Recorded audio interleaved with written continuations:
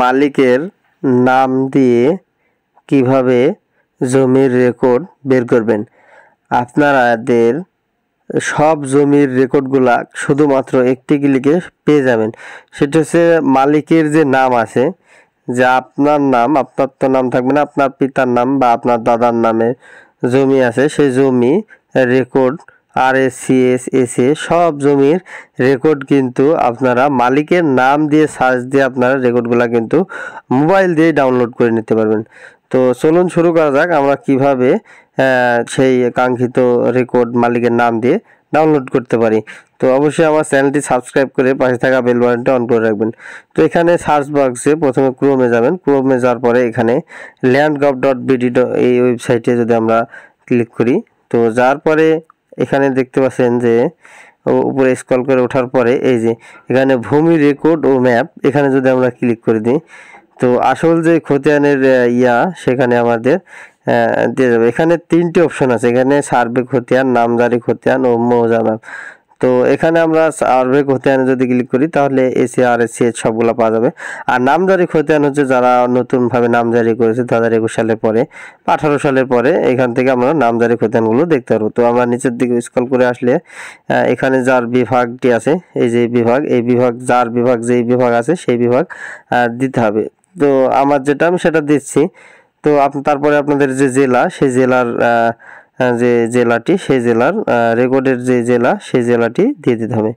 তো দেওয়ার পরে এখানে যে উপজেলা, সেই উপজেলাটি আমি সিলেক্ট করে দিচ্ছি, আপনাদের উপজেলা সেটি সার্চ দিবেন। তো এখানে খতিয়ানের ধরন SA RSCS যেগুলো লাগবে, ধরুন যদি AC লাগে তাহলে AC, RS যদি লাগে RS। তো আমার RS লাগবে, মালিকের নাম দিয়ে আমি সার্চ দেব। তো এখানে অনুসন্ধান বলতে গেলে আপনাদের যে মৌজাটি, সেই মৌজাটি এভাবে দিকে দিকে মৌজাটি সার্চ দিবেন, অথবা আপনার যদি যে নাম্বার মৌজার যে জেল নাম্বার সেটি যদি এখানে সার্চ অপশনে ক্লিক করেন তাও হবে, আর যদি সার্চ অপশন না দিয়ে যদি এভাবে মারেন তাও হবে। দেখে দেখে খুঁজে খুঁজে বের করে আপনারা মারতে পারেন। তো এখানে নিচের দিকে, এই যে নিচের দিকে আসার পরে এখানে এই যে দেখতে পাচ্ছি যে অধিকতর অনুসন্ধান নামে একটি অপশন আছে। তো অধিকতর অপশনে যদি আমরা ক্লিক করে দিই তো এখান থেকে কিন্তু দাগ নাম্বারও দেখাচ্ছে এবং মালিকের নাম দিয়েও কিন্তু রেকর্ড দেখাচ্ছে। তো আমরা যদি মালিকের নাম দিয়ে এখানে লিখে দিই, এখানে এভাবে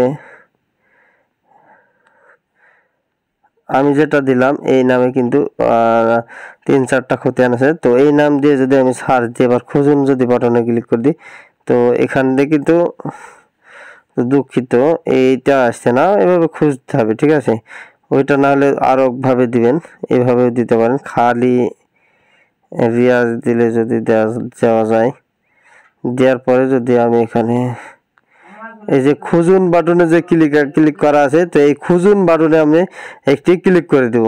তো খুঁজুনে যদি ক্লিক করে দিই, হ্যাঁ যতগুলা রেকর্ড আছে ততগুলো আমরা দেখতে পাবো। তো এখান থেকে খুঁজে খুঁজে বের করে দেখতে হবে। এইখানে যে যেরকম রেকর্ড আছে, এখানে যে এখানে রিয়াজউদ্দিন সরকার, এরশাদউদ্দিন সরকার, এখানে যদি আমি ডবল ক্লিক করে দিই তো এভাবে এখানে কতটুকু জমির পরিমাণ, এই যে 8.72 একর, তো নামগুলোও দেখাবে এবং কতটি দাগ আছে সেটিও কিন্তু আপনাদের দেখে দেবে। তো খতিয়ান ডাউনলোড কিভাবে, এই যে ঝুড়িতে রাখুন মেরে কিন্তু খতিয়ান কীভাবে ডাউনলোড করে সে আগের ভিডিওর লিঙ্ক আমি ডিসক্রিপশন বক্সে দিয়ে রাখবো।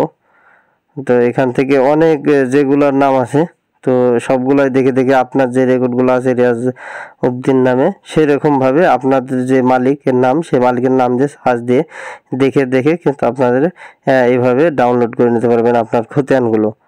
তো ধন্যবাদ সবাইকে, আজকের এই ভিডিওতে এটুকুই। তো আপনারা অবশ্যই আমার চ্যানেলটি যদি ভিডিও ভালো লাগে অবশ্যই চ্যানেলটি সাবস্ক্রাইব করে পাশে থাকা বেল বাটনটা অন করে রাখবেন।